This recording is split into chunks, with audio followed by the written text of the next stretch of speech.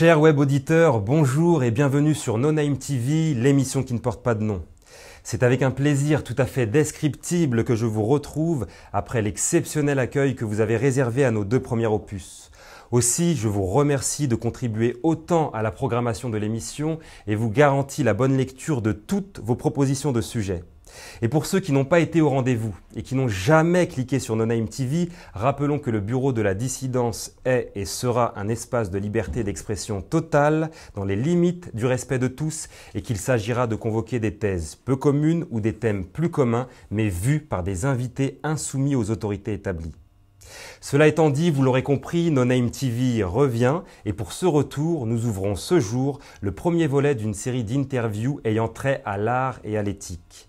Une réflexion qui nous amènera à débattre autour de la place de l'éthique dans l'art et ou de l'art dans l'éthique, un dossier qui nécessitera l'expertise de sociologues, d'artistes, de professeurs d'histoire de l'art, de philosophes, de théologiens, sans oublier bien sûr le point de vue de ceux sans qui, peut-être, l'art ne serait pas de l'art, c'est-à-dire ceux qui le contemplent, qui le touchent, l'exposent ou le monnaient. Et pour nous accompagner aujourd'hui dans cette réflexion, un invité plus prestigieux que discuté. Je vais vous donner d'autres indices qui vont, à l'image de l'action d'un entonnoir, vous permettre de dessiner son visage. Le premier indice est que No Name TV va réaliser l'exploit de ne pas évoquer la mémoire de ses aïeuls. Aussi, n'ayez pas la mauvaise idée d'applaudir cet exploit, même là derrière votre écran, il serait capable de les entendre tellement il refuse les applaudissements. C'était le deuxième indice. Et toujours dans l'espoir de ne pas flatter son ego, sachez qu'il a été élu parmi les 100 personnalités les plus influentes du monde par le Times Magazine en 2004. Enfin, quatrième et dernier indice, notre invité a rendu célèbre un mot. Et bien que ce mot résonne beaucoup dans les médias, nous sommes nombreux à ne pas en connaître la signification, comme l'atteste le micro-trottoir que vous allez découvrir. Mesdames, messieurs, qu'est-ce qu'un moratoire ? Moratoire, j'en ai pas la moindre idée.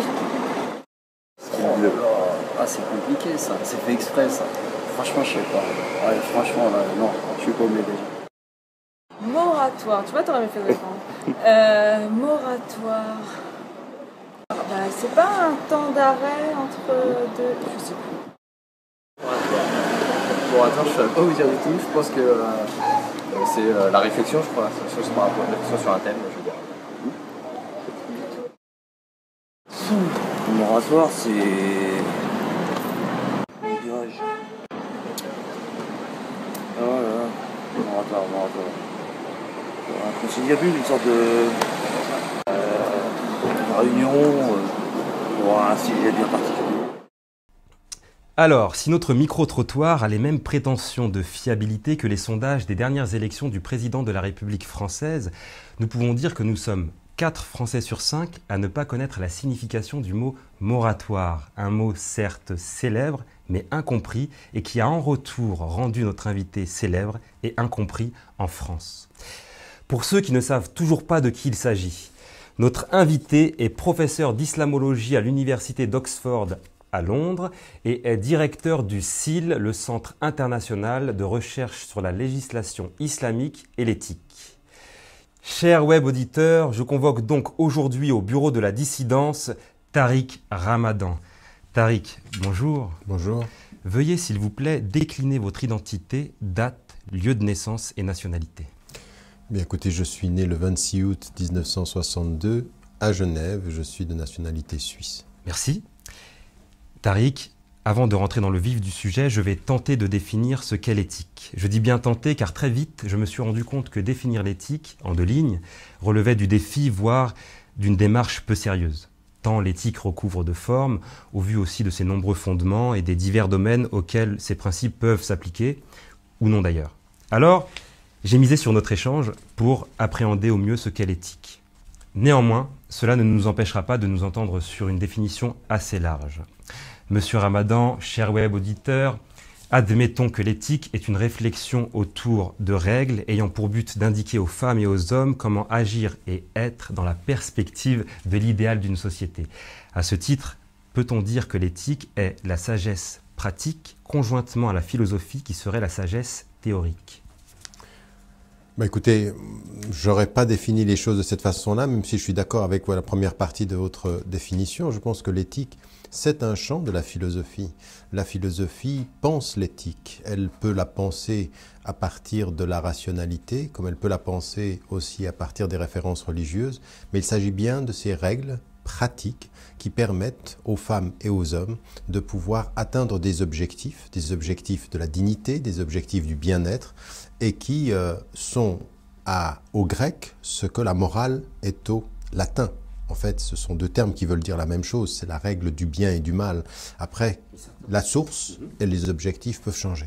Certains penseurs ont dit que la morale était de faire les choses par devoir et l'éthique de les faire par amour. Ça rejoint... Je suis pas sûr qu'on puisse dire que l'éthique ce soit forcément une dimension de l'amour. Je pense que le philosophe Ricoeur, quand il détermine les sources, il met en évidence que la dimension de l'éthique, il y a une dimension de la rationalité, il y a une dimension de la construction par le bas, alors que souvent la morale, c'est un donné, un révélé par le haut. On parle beaucoup plus de morale pour la religion et d'éthique pour la rationalité, mais ce n'est pas forcément une approche de cœur pour l'éthique et une approche de raison ou d'imposition pour la morale. Je pense que les choses sont beaucoup plus liées à un cadre qui permet l'agir humain ou qui l'oriente. Donc des choses que l'on règle. Des choses que l'on règle. L'éthique, c'est la régulation.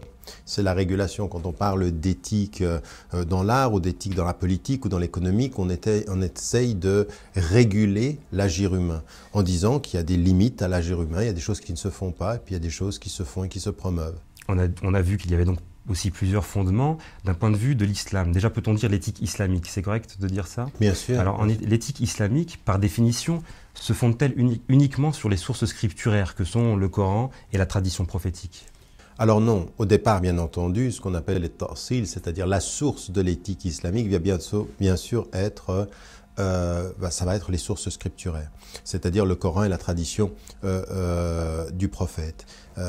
Mais il y a d'autres sources à l'éthique. Ce peut être, par exemple, quand on revient au Coran, vous avez le mot qui est utilisé dans le Coran, c'est « el-ma'rouf ». El ma'rouf veut dire en arabe ce qui est connu parmi les hommes comme étant de bien. Et le principe premier en islam, le principe premier, c'est la permission. Donc il y a dans le non-dit, dans l'agir, dans le culturel. Il y a avec la coutume alors exactement. Il y a quelque chose qui a à voir avec le reconnu parmi les gens comme étant de bien. Alors ça, c'est une autre source. Et puis il y a la rationalité. Le savant musulman, qui était aussi un philosophe, qui était aussi un mystique, qui était aussi un être qui avait promu une certaine philosophie de vie, Abu Hamid al-Ghazali au XIIe siècle, il dit une chose tout à fait particulière. Il dit le Coran, c'est la révélation externe et l'intelligence, c'est la révélation interne. C'est la révélation. Donc la rationalité peut produire de l'éthique. À partir du moment où, par exemple, on va trouver de nouveaux moyens techniques, on va trouver de nouveaux modes d'expression. Tout cela, on ne le trouvera pas dans le Coran. Donc, entre les textes qui orientent et la raison qui produit, on peut trouver une autre source de l'éthique appliquée. Alors, quelle est la marge de manœuvre, justement, entre la raison et les sources scripturaires éventuellement?